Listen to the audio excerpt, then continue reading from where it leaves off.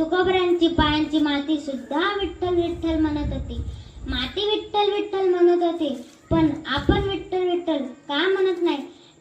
आपण असं म्हणतो, ही गाडी माझी, हा बंगला माझा, हे घर माझे, ही शेती माझी, हे पोरं माझे. पण असं पण म्हणायला पाहिजे की विठ्ठल माझा माझा माझा माझा माझा, विठ्ठल माझा मी विठ्ठलाचा.